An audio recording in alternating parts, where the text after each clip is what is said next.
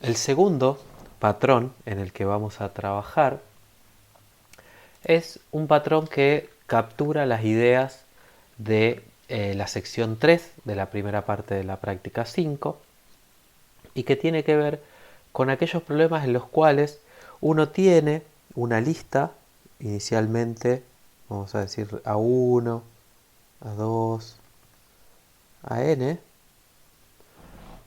y lo que quiere hacer es transformar todos los elementos de la lista a través de una función en particular. Vamos a llamarle f y de acuerdo al problema esa f será diferente. Este patrón también es muy frecuente en problemas de programación. Lo que uno intenta hacer entonces es, dada una lista, aplicarles a todos los elementos de la lista la misma función y devolver ese resultado.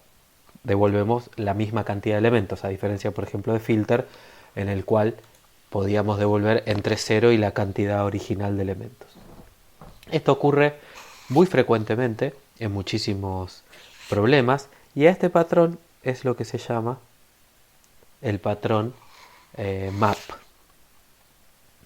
Yendo a los ejercicios de la primera sección, de la primera parte de esta práctica, yo voy a traer a la pantalla justamente esa práctica. Fíjense que, por ejemplo, el ejercicio 18 nos decía que, dado una lista de números, teníamos que devolver una lista con las raíces cuadradas de ellos. Entonces esto aplica justamente ese patrón map, en el cual a todos los números de la lista hay que aplicarles la raíz cuadrada. Lo mismo ocurre con la función distancias.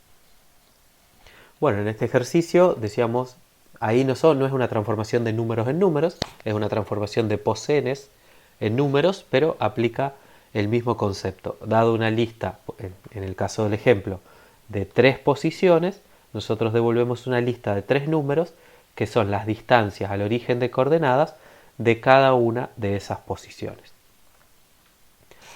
En el caso del ejercicio 20 estamos transformando imágenes en números, pero ocurre la misma idea. Dado una lista de imágenes, devolvemos una lista con sus anchos. Y así podemos pensar en miles de ejemplos donde el patrón de hacer un mapping entre un conjunto y otro no es el problema o parte del problema que queremos resolver. Entonces, con esta idea en mente, vamos a definir nosotros mismos nuestra propia función map y después la vamos a utilizar para resolver los ejercicios que vimos recién en la primera parte de la práctica. Entonces volvemos a Racket y dijimos que este patrón map, entonces, lo que recibe es una función que es la que hay que aplicarle a todos los elementos de la lista. Esa función vamos a decir que va de un cierto conjunto X en otro conjunto Y, es decir, transforma objetos de X en objetos de Y, y el segundo argumento va a ser una lista de objetos de X.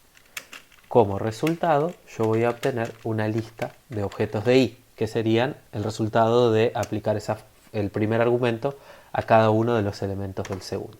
Entonces, dadas una función f que transforma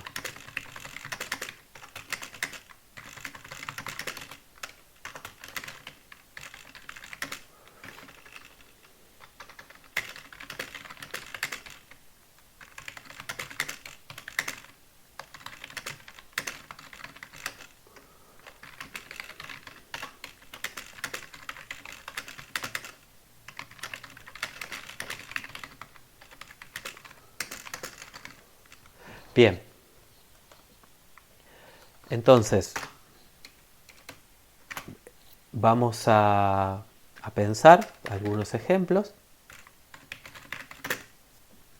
Nuevamente acá el resultado que obtenemos es una lista y va a ser una lista, si recuerdan del pizarrón, una lista con exactamente los mismos elementos que la lista original. Y siempre tenemos que pensar en una función a aplicar. Podemos pensar, no sé, en la función que eleva un número al cuadrado y, vamos a evaluar la función map. Este va a ser el primer argumento. En este caso vamos a tener números en números. El segundo argumento vamos a pensar que es la lista 1, 2, 3, 4. Y esa expresión, lo que yo quiero que me devuelva entonces es una lista con 4 elementos, donde cada uno de ellos es el cuadrado del elemento correspondiente en la lista original. Sí, vamos a hacer un caso de prueba. Vamos a usar, no sé, las raíces cuadradas para este ejemplo. De todas maneras, vamos a hacer un ejemplo con la lista vacía, así que lo que pongamos como función es lo mismo, porque vamos a saber siempre que para la lista vacía nos devuelve la lista vacía. Ahora sí vamos a pasar nosotros a definir nuestra propia función map, ¿no? Dijimos toma dos argumentos, si miran la asignatura, una función f y una lista l, y ustedes han resuelto todos los ejercicios de la sección 3 de la primera parte, desde el 18 hasta el 24, y seguramente han visto que todos estos ejercicios se definen exactamente de la misma manera, tal como vimos en el primer video con filter. Los invito a que vuelvan a repasar sus soluciones a los ejercicios de esta sección y que vean que en todos ellos seguramente arrancaban con nuestro típico patrón para funciones que operan sobre listas. ¿Qué hago con la lista vacía?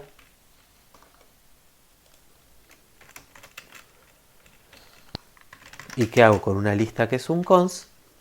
Y en el caso de la lista vacía, estos patrones que funcionan como mappings, ya lo vi, ya está escrito en el ejemplo de arriba, siempre que me den la lista vacía tengo que devolver esa misma lista. Y en el caso que yo tenga al menos un elemento, ¿sí? Vamos a pensar que recuerden que es el primero de la lista, lo que yo tengo que hacer es transformarlo a través de la función f y dejarlo como primer elemento de la lista resultado. Entonces, en el caso que haya algún elemento, lo que yo necesito hacer es devolver una lista que también va a tener al menos un elemento, pero ese primer elemento es el resultado de aplicar f al primer elemento de la lista L.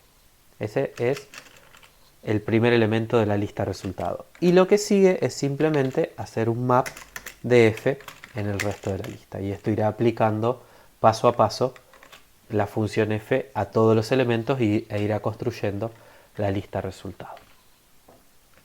Bien, nuevamente y por las mismas razones que antes, no vamos a ejecutar el programa porque se me va a pisar con el map que ya viene predefinido en Racket. Vamos a asumir que ya tomamos esta definición y podemos evaluar expresiones. Podemos tomar justamente esta de acá.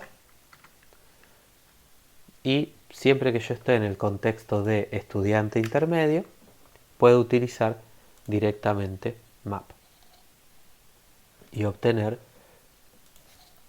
funciones como esta. Podríamos, por ejemplo, pensar en que no solamente son funciones que podemos usar también predicados como argumentos de map.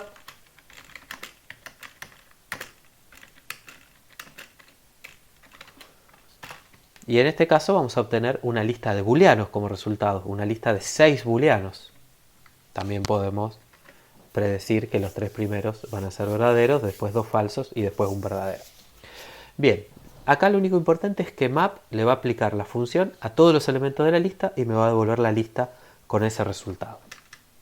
Imaginemos que ya tuviéramos definida la función map y que me enfrento a los ejercicios de la primera parte de la práctica, ¿no? Vamos a agrandarlo un poquito. Y que yo tuviera que definir, por ejemplo, la función raíces, que dado una lista de números, lo voy a copiar porque me sirve para la declaración de propósitos, devuelve una lista con las raíces cuadradas de sus elementos. Bueno, entonces en ese caso, raíces toma una lista de números y devuelve una lista de números. Ahora sí, me sirve el enunciado. Vamos a hacer los casos de prueba. Y acá, bueno, es otra vez un poco pensar en que es más sencillo poner cuadrados perfectos en los casos de prueba para que por lo menos sea un poquito más sencillo. Si no, ya con varios de ustedes en las consultas estuvimos discutiendo sobre el uso de check within en lugar de check spec. Bien, ahí tenemos también el caso de la lista vacía, que siempre nos resulta útil, pero si yo ya conociera entonces el patrón map, la definición de la función raíces sería muy sencillita y simplemente es un map de la función que calcula la raíz cuadrada en la lista L. No tengo que hacer ese condicional, separar la lista o cosas por el estilo. Claro, acá puse 15 en lugar de 25. Dije que iba a usar cuadrados perfectos y 15 no es un cuadrado perfecto. Ahora sí, pasaron todos los casos de prueba. Entonces, imagínense, no sé si ustedes resolvieron este ejercicio o cuando lo resolvieron, no les debe haber sido ni tan fácil ni tan rápido de pensar. Pero no es solamente eso, no es solamente la ventaja que tenemos en resolver este ejercicio en particular, sino que, por ejemplo, en el caso de, vamos ya a borrar toda esta parte, ¿no? Pero en el caso de esa función distancias, que dado una lista de cosenes, me tenía que devolver la lista de sus distancias al origen, lo único que tendríamos que hacer es hacer un map de esta función distancia. Y bueno, a lo mejor la tengo definida la función distancia, pero seguramente es mucho más sencilla porque esta función distancia toma un posene y devuelve un número. Entonces es una función que no opera sobre listas. Solamente la tenemos que hacer tal cual la hicimos en la práctica 4, que era muy sencillita. Y usando esa, el patrón map es el que se encarga de aplicarlo a todos los elementos de la lista. Muy bien.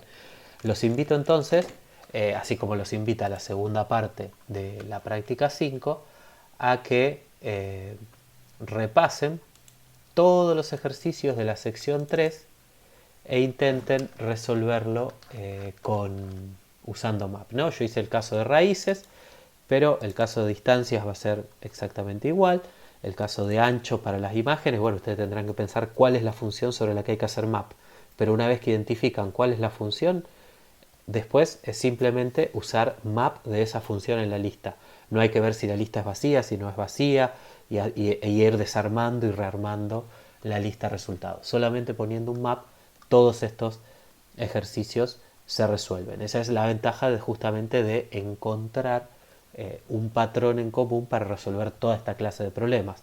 Van a ver que resolver estos 7 ejercicios les lleva muchísimo menos tiempo de lo que les llevó en la primera parte de la práctica. Entonces hasta ahora vimos el primer patrón, que es filter, el segundo, que es map y que nos sirve para, dada una lista, aplicarle a todos los elementos de ella la misma transformación, ¿no? Siempre es la misma transformación. En este caso está representada por la función f. Nos queda un patrón más y ver cómo combinarlos para resolver problemas más complejos.